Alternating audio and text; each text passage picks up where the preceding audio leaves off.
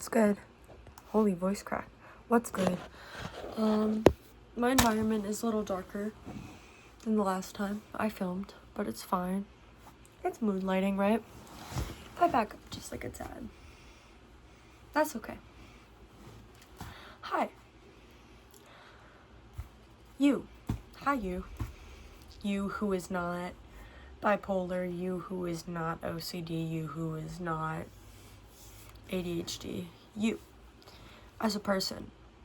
Like, what's in here. Like, your soul. If you believe in that sort of thing. I'm saying hi to you. Not what you were diagnosed as, or not yet diagnosed as, in which you are still valid, by the way.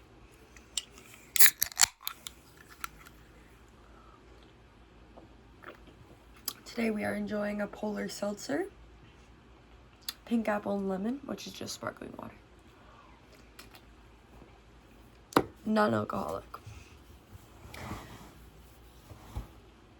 Today I had an OCD tantrum at somebody who is one of my superiors, because I had a specific plan in my head and it didn't happen in the way I had exactly envisioned it, and I freaked out. And I was so disrespectful, but I couldn't stop myself. It was eating me alive. Like the feeling that I needed to do something, change something, save myself from my plan not going as planned. So I freaked out on her. She called my bluff, but obviously in the moment I didn't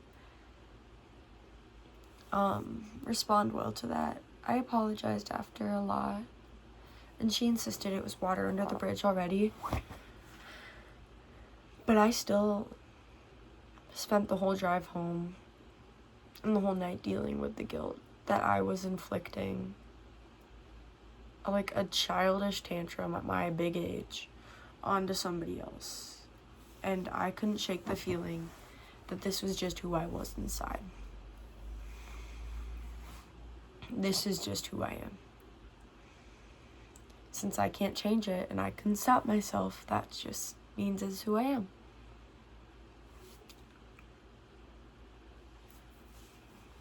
That's a really hard hurdle that I feel like a lot of people with mental illnesses have to jump over.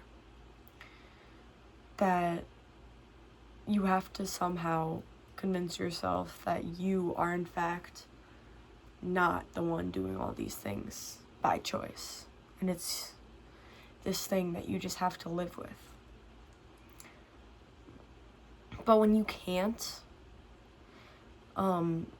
control your actions, it makes it really hard to realize that it's not you deep down doing these things and hurting these people and destroying things. And I honestly haven't found an exact way to cope with this. I just think that realizing it, that you're doing it, is that you're having a response to your disorder that is triggered by a situation. That's the first step to neutralizing whatever's going on. I was feeling shitty after what I did today, and I was in my car, and I was like, fuck, I feel horrible. I feel like a baby. I feel like this person, the superior authority, looks down on me so poorly now, and I have to continue working with her. And I just felt so gross. But I knew that it was a reaction to being triggered by something not going the way that I had obsessively, meticulously planned out in my head. I have OCD, by the way, if I didn't mention that before. And I had to take a step back and slow down and be like, hey, you already know that this was a reaction to a trigger that upset your OCD. That is the first step to neutralizing this feeling, to controlling yourself, to going through life with a more, how am I trying to say this? Going through life, I don't want to say with a more controlled, like, lifestyle, but just going through life in a way where you have less regrets because of this thing that you have to live with. If that makes sense. The second step that I did in my car was take a deep breath. And OCD specific, I was like, stop obsessing about this. Stop obsessing on everything that she said afterwards and everything that you said. Stop obsessing about it. Stop obsessing about this whole interaction. Stop the pattern. That was the second thing I did. The third thing I did was give myself some affirmation. Some sort of affirmation. Because at this point, it wasn't even feeling guilt about the situation. It was like, holy crap, I hate who I am. And who I am is who this disease makes me. And I had to tell myself, you are not your disorder. You are not even your actions. You were feeling something so big, and you had a reaction to a trigger, and you couldn't control the way that you reacted. And you did regrettable things. But that is okay. You've repaired it.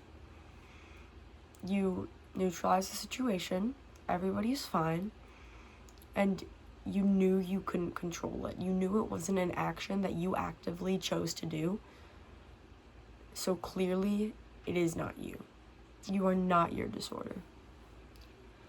You are so much more than the meltdowns and the triggers and the obsessions and the compulsions and the intrusive thoughts. You are so much more than all of that.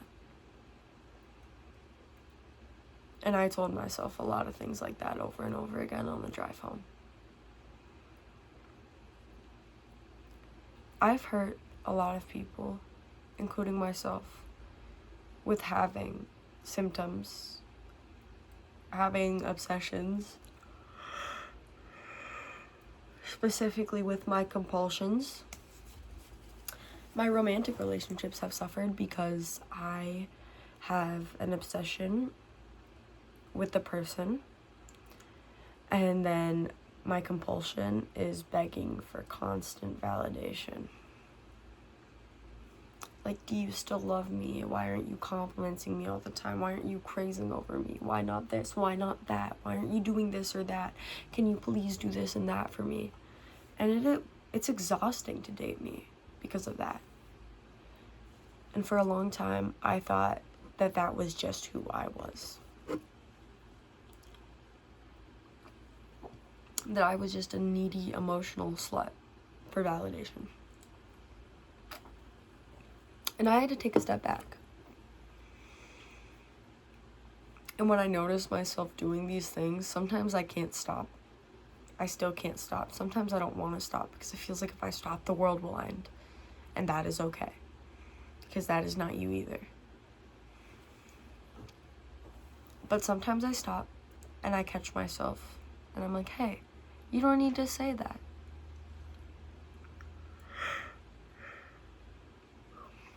Hey, you don't need to start this. Just take a deep breath. You are not doing this because you want to. And I feel like self-affirmation is a tool that specifically mentally ill people do not use enough. It can be so powerful. Just your closest friend is yourself. I don't know if you guys also view yourself as kind of a third person party unconsciously or subconsciously, but I think I do. And I think I'm wicked cool. And since I think I'm so cool, hearing those things from myself, sometimes I don't even realize. I'm like, damn, I've spent all this time working hard to make myself a good person.